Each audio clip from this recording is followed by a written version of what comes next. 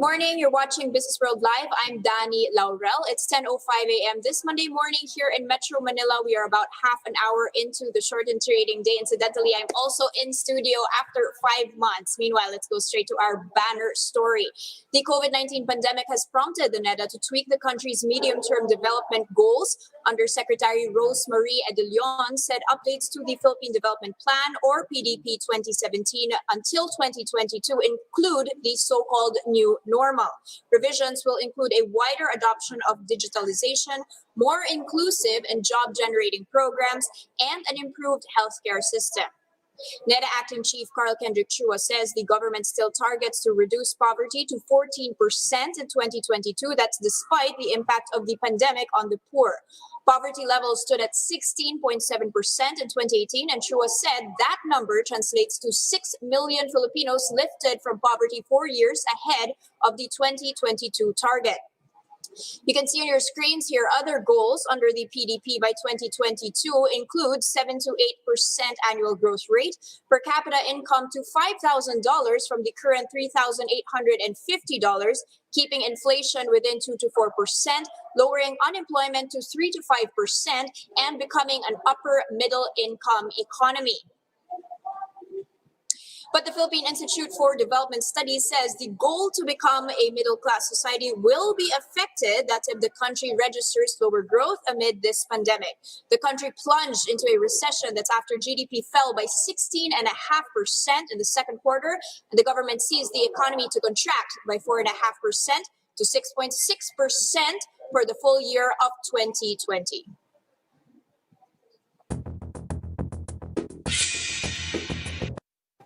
Now, bear with me, guys, as I try and work through our new technological setup here. Meanwhile, you can see on my Bloomberg terminal with me, I've actually got the real terminal now right in front of me. I just wanted to kick off this market report on how the COVID-19 pandemic has been faring. Obviously, not a pretty picture here. The pandemic has passed 2 global milestones, 800,000 deaths and 23 million cases. The U.S. infection showing signs of stabilization, but concern still growing over in Europe and parts of Asia. So again, 800,000 deaths worldwide on 23 million cases. It does not seem to be slowing down. Now, I just want to take a quick peek at how global markets fared last week. Now, you can remember that we actually had the Ninoy Aquino Day on Friday, so trading was closed over here in the Philippines, but the rest of the world continued to trade. You can see on your screens here how Wall Street had performed on Friday. That was up by 0.7% rather for the Dow Jones, S&P 500,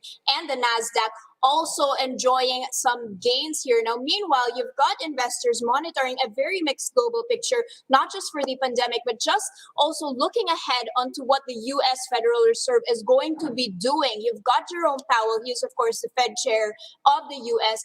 He's going to be giving a speech on policy that's typically held in Jackson Hole, Wyoming. Now, that is set for August 27 to 28. It's now going to be live streamed as everything is happening right now. So it's going to be a virtual stage. He will be speaking about the Fed's long-awaited monetary policy framework review, focusing on a new inflation strategy. So a lot of things, a lot of markets watching out for what that Fed tone is going to be. Meanwhile, let's take a quick peek at Asia Pacific. I'm seeing a lot of green here, actually. As we kick off Monday morning's trade, you can see on my terminal here, the Nikkei 225 over in Japan up by 0.3%. The top Topix as well, enjoying a 0.2% bump up. But if you take a look at China, the Shanghai Comp and the Shenzhen both feeling a bit of pain, whereas the Hang Seng up by 1.5%, actually beating the rest of the Asian Open. Taiwan as well in the green. I want to take a quick peek at the Kospi as of 10:10 this morning. That's up by 0.7%. This is as South Korea has widened the virus restrictions. They are battling new cases after having already been COVID-free. Now, over in Singapore, that is up by 0.2% for the FTSE Straits Times. Let's take a quick peek at how our own local markets are faring here, especially as we came out of a holiday. Unfortunately, sad to report that we are still below the 6,000 levels. We're at 5,938.39. That is a drop of 1.1%. After, you can see on my chart here, it had actually climbed a steady climb since August 3rd, and those gains are right now being pared back as we feel a bit of pain. Recall that on Thursday we had already fallen by 0.6%. We did, however, end last week above 6,000. That does not seem to be holding, at least for the first 30 minutes of trade. Now, Claire Albiar of PhilStocks is saying that the markets are expected to be moving sideways this week. That is amid a lack of catalyst. The narrative, of course, remaining the same: rising COVID-19 cases. We've got the GCQ now imposed on the metro. There's a waiting game for the development of the vaccine, whether that is going to be helping us in any way or form, especially for the economic front. In a short-term basis right now, 2Trade Asia is saying that the economic policies are now being in focus for the markets in the next few weeks. So recall that we did just have the Congress on August 20th allotting 167 billion, 66 rather, billion pesos under the Bayanihan 2. That is funding the fight against COVID-19. So a lot of things there, whether these bills will be passed. There's also a lot of remaining standby funds that people are watching and waiting for. Now, last week, they did mention that there was a seesaw battle between bulls and bears, but ultimately bears took the helm. And this, according to that same analyst, at the 6,000 level, we are really just back to where we were at the start of the second quarter earnings. The immediate support they see, at least for this upcoming week, is at 5,800 levels. I just want to take a quick peek at the sectors and how they're performing. As we open this trading day, everyone in the red, I'm sorry to say, dragged down by holding firms. That's down by 1.5%. Financials as well, just largely in focus this morning, down by 1.4%. Now, just on financials, I'm going to be clicking on that and seeing how our banks are actually performing here. So much news actually on that front. You've got the Bangko Sentral eyeing a cap on credit card loan rate. So that's a good thing for us consumers here, especially as we need some credit lines. The Bangko Sentral is looking at imposing a maximum finance charge equivalent to an effective annual interest rate of 24%. So hanggang 24% lang ang pwedeng i-charge ng banks, especially for credit card advances and installment purchases, but this ceiling will be reviewed every 6 months. Now, it's very interesting to note, of course, that despite the fact that there has been a lot of monetary easing by the Bangko Sentral, interest rates are at an all-time low right now, but you've also got the triple R's being cut, a lot of liquidity. Still, even with all of that help from the Bangko Sentral, you still have credit growth slowing down for the third straight month. We are just at 9.6% credit growth in June because of the pandemic. Now, you've also got another thing that bankers, or at least credit watchers, are looking out for, and that is what the BSP is going to be doing next. Now, this from Mitsubishi UFG, and I'm just going to try and pull that chart for you guys, which does show how our BSP rates are compared to our inflation rates. They are saying that they hold the view that the BSP should actually the growth deteriorate. There's still another room for 25 basis points cut in the overnight reverse repurchase rate. So that is according to Mitsubishi UFJ. So they're saying there's still some room to cut there, despite the fact that last Thursday, of course, the Central Bank had actually kept the interest rates unchanged. Bangko Sentral Governor Ben Diokno said that they are waiting for the impact of the cuts, the 175 bips cuts so far, to take effect before they start changing again or having more of those rate cuts. Now, another thing that the Senate is doing to help the government banks lend more, they have filed a bill in the Senate proposing to expand the government financial institution, or that's the GFIS, capacity to grant loans to enterprises hit by the pandemic. So this is a Senate bill which will cover the Philippine Guarantee Corporation, so that's a PGC, the DBP, and the Land Bank. So basically, these three institutions are now being pushed to give more loans, lalo na to the affected MSMEs. Another thing that we are watching out for in the banking space, Philippine banks are now ramping up sustainability initiatives. So what do we mean when we say sustainability initiatives? You've actually got the Banco Central has given banks 3 years to adopt a specific framework wherein they will actually be focusing on investing in the sustainable development goals. So that, includes environmental issues, social and governance issues. Recall that you've got BPI, they have actually just issued the CARE bonds or the COVID bonds. So they raise money via bonds, and these funds will be used to help the distressed MSMEs. They've actually said that that's actually 35% of their loan portfolio that has actually complied with these SDG goals or are looking at sustainable related issues. RCBC has said that as of the end of July, you've got their sustainable assets at 11% of their total loan portfolio. Now, finally, before we end this market hit, I just want to take a very quick peek at our local currency. Take a look at that. One piece of good news this Monday morning. Our peso trading at 48.646 to the greenback. That is still strengthening compared to what we saw it closing on Thursday. Still at 48 levels, still at the highest or strongest levels we've seen in the past 3 years. So more in markets later on in the broadcast with Regina Capital's Alvin Limlingan.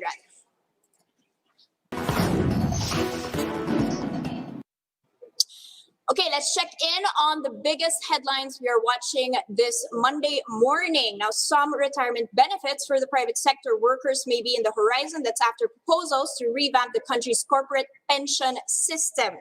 The Capital Market Development Council, which is composed of public and private stakeholders from the financial sector, is looking to raise the funding requirement for this pension reform plan. You've got Finance Secretary and Council Co-Chairman Sonny Dominguez saying they're studying the recommendation to require the partial or full funding of retirement plans for private employees. Dominguez said this is to reduce the fiscal risk in the system as the country ages over the long term. The council has already reached out to the Labor Department, noting that companies now usually provide pension benefits based on the minimum requirements under the law. The group noted that the current system is not only insufficient to replace worker incomes, it also limits capital market growth due to the low accumulation of pension assets.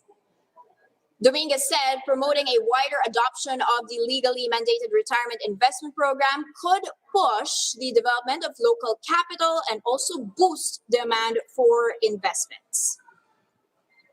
The government may consider extending the compliance period for car makers participating in its CARS incentive program. Now, the Comprehensive Automotive Resurgence Strategy, or the CARS program, offers fiscal support to automakers that locally produce 200,000 units of high-volume car models for 6 years. Toyota and Mitsubishi have signed up for the program so far, but Campi President Romel Gutierrez is asking the government to review the conditions as the pandemic caused an industry-wide slump in sales. Now, the Board of Investments Managing Head, Seferino Rodolfo, says they are now looking at a longer timeline for the automotive firms to comply with the volume requirement. But Rodolfo says car companies could submit specific recommendations regarding the volume and the time period for compliance, and the board would consider the proposals. And local airlines are seeking a unified and consistent policy from the government. That's after posting a combined loss of 20 billion pesos in the second quarter. The Airline Association of the Philippines wants local government units to standardize regulations. Cebu Pacific says the current difference in policies make it difficult for them to resume commercial operations, but the Civil Aeronautics Board says the hazard level per LGU varies, hence the requirements are not the same. Association Executive Director Robert Lim also told the Philippine Star that passenger traffic has remained low in July and August. Lim said that as of now, their operations have shrunk to only about 15% of their pre-pandemic operations. That's why ACAP is appealing for government support, which includes long-term credit or working capital credit lines. Local carriers flew around 800,000 passengers from April to June. That is an almost 95% decline compared to the same period in 2019. More on the markets when Business World Live returns. Stay with us.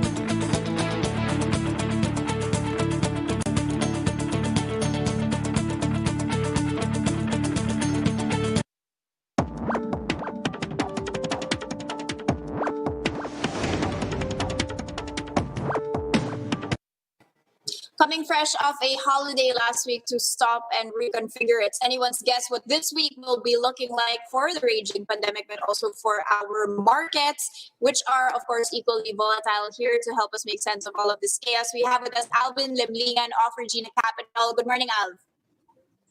Hi, Danny. Good morning. Alv, I just want to kick off with your sentiment. We had a break. We managed to actually take a step back.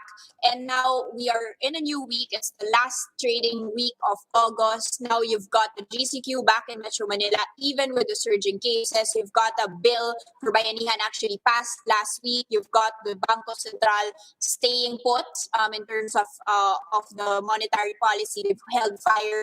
Tell us your general sentiment now. Do you feel that the worst is over? Is this week going to be better than the last? Okay. I don't know if I heard the entire question, but I think you want me to speak about market sentiment given recent events. And basically, the market is rather sleepy at the moment.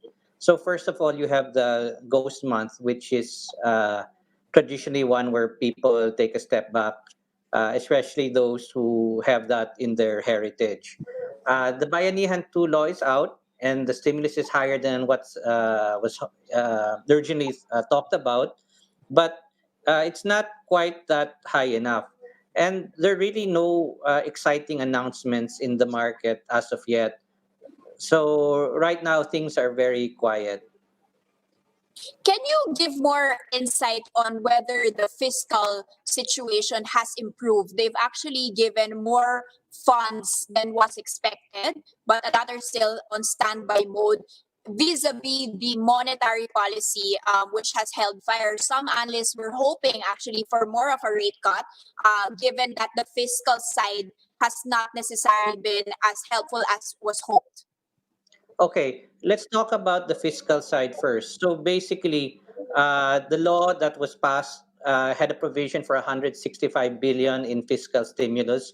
Of that, only 140 has been allotted for. Now I realize this is 40 billion more than the 100 billion Secretary Dominguez was originally talking about, and 40 billion sounds like a big number, but the Philippines, has a several trillion peso economy. So in percentage terms, this is not going to go very far. And I don't really think it's the amount of fiscal stimulus, but how it's deployed. We have to convince the market that it will be deployed properly, and we'll see, hopefully dramatic decreases in the number of new infections. So it's not just how much, but how well you use it. Now, I believe the second part of your question was on monetary policy. And I see there have been calls for the BSP to cut rates some more.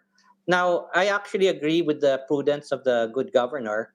First of all, it takes a while for um, uh, the impact of the first 175 basis points cut in rates to be felt. The analogy is like turning on an air conditioner. No, you can't turn it on immediately and expect the whole room to be cold. In the same way, it takes time for this to trickle through the economy. In the same manner, I think it's prudent for the governor to watch carefully. And again, I'm not that excited about maybe a further rate cut. I don't think the problem really is that rates are too high.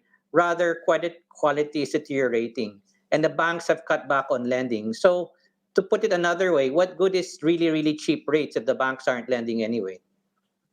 Okay, but do you feel that that situation will eventually change, and we're just waiting for that lag to occur? As you mentioned, it takes some time. And what will be the catalyst for the banks to start lending, and for the PSP has already reduced the limits, for instance, for the real estate sector. So they've done all of this. And it's the banks that are waiting and seeing what is going to be the catalyst for this liquidity to be entering into consumption. Okay. I'll break up my answer into separate points. So the first one is with regard to a rate hike. I think the prime determinant of the BSP at this moment is that it's not inflationary. So the BSP is mindful about inflation, especially in this world where lots of central banks are printing money. So if we see low inflation, that will translate to low effective real rates. So the BSP uh, will find room to lower rates some more. So that's on the side of the BSP. On regard to the bank lending, I think there'll have to be structural changes to encourage the banks to lend. I mean, look, the Bayanihan 2 law granted a moratorium on debt payments. So what that does is it discourages lending by the banks. Earlier on, I heard on your program that they're also considering putting a cap on credit card rates. Okay. That might sound good to you, but it's a deterrent to the banks to lend. So while these things may be well-meaning, if the banks can't freely lend and get a good return on their capital, after all, they are answerable to their depositors, then you can't expect a cut in lending, a rise in lending. What they're going to do is funnel credit to those who don't really need it, to the big developers and whatnot. But it will take a while for it, or maybe not at all, for it to reach the mass market. Can we say that the banks at this point already have that the markets have already priced in all of these risks, especially since the banks have already preemptively announced their loan loss provisions for the year, at least the biggest banks. So can they still go lower, or have they already showed that they have sufficient buffers, especially concerning the non-performing loans? I wouldn't say that at this point, simply because we don't know the effects of the virus. I mean, how the epidemiology of this is going to play out yet. I mean, it makes a world of difference whether um, the vaccine is out and widely available in the Philippines by April. And we're hearing conflicting things, whether it'll be out in April, whether it'll be out in December, or even the year after. We're hearing conflicting things about whether there's a new strain which is supposedly 10 times um, more it spreads Deadly. faster, 10, yeah, deadly, no, not deadly, but it spreads faster 10 times. And we're hearing all of these well, the last few days new cases have been low, but I think that's because of the 2 week MECQ. So we'll have to wait and see how new infections numbers look like in the next 3 to 4 weeks. So I don't think everything's priced in yet. There's still the possibility of more bad things happening. Okay, and let's talk about the property space while we're on interest rates. Will Mhm. this actually have room upside, upside risks here? Because as you mentioned, the liquidity has not yet entered the system, and you also mentioned that the biggest players, at least the biggest property companies, will still be able to tap on their credit lines from the banks, possibly still continue on their developments here, and also the fact that there's actually more liquidity now that the lending percentage to the banks is better. Will that have an immediate effect? And can you also relate this with the second quarter earnings that we saw from the big developers? Okay. I think what you're going to see is a bifurcation of the market. Now, in the primary market where developers lend, what developers sell to the buyers, uh, I think to a certain extent you'll see the cheap credit flowing in, because these big developers can borrow cheap and they can pass on these savings to their buyers. So you might see more attractive payment terms. You might see less need for down payment. So that aspect of the market will be good. It's just a question of risk sentiment on the side of new buyers. However, in the secondary market, I think you're going to see, perhaps a fall in prices. After all, if you're in the secondary seller, you don't have the deep capital, deep pockets of the developer. You don't have the ability to offer financing, and these need to be cash sales. So that one, I think you won't see this cheap credit taking effect. And if I were on the lookout for a great deal on a condominium, I'd be looking at this market for people who are forced sellers. Okay, so it's going to be a tough market here, even if there's a lot of supply. The demand for credit from the consumer side still quite risky. Alvin, just a question: are you banking on some defensive stocks right now? And what would defensive stocks mean to you? We saw Emperador, for instance, posting double-digit growth during a lockdown, an alcohol ban here. They've also they're forming part now of the few year-to-date players that are in the green. Tell us what kind of sectors are you banking on during this difficult period? Yeah, Emperador was a great pick, but unfortunately, it might start getting a little pricey.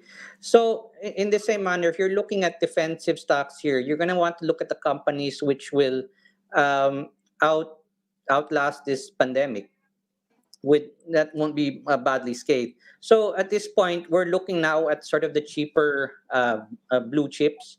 So we like Ayala Core, we like Meralco, we like BDO. These have not had such a dramatic run up, so we think there's some opportunity here, and these will definitely last out the crisis. Okay, so taking a look at some possible reversals here, but in the longer term. And finally, just on the broadcast, we're trading below 6,000 levels yet again, even as some analysts have said that's not that bad. We were still resilient during, the worst GDP print. We've seen 16.5% contraction. We still were above 5,800 levels at that time. Tell us, has our bourse been resilient from a technical point of view, even as foreigners continue to be net sellers? Yeah, I think our bourse is fairly resilient. Similar to other countries, you're seeing lots of retail players come in. So, and there's really been a lot of wealth built locally over the past few years. So we're not as dependent on foreign money as we otherwise were, no, maybe five years ago. And you have a lots of people who seem to be at home and bored, no, and day trading. So this market is still locals, I think, can support this market, and eventually, you know, though they could go lower, are already quite low. And people who would otherwise keep their money in time deposits are probably taking another look at this market. Okay, so actually, we've still been technically resilient because of the smaller players that have some time here to be trading and making up for that exodus of foreign funds that we've been seeing as of late. Thank you so much for those insights. That was Alvin Limlingan of Regina Capital. My pleasure. Thank you, sir. Welcome. And that's a first look into the business day. Today is August 24, 2020. Catch us again tomorrow morning, 10 a.m. I'm Danie Laurel, and we are One News.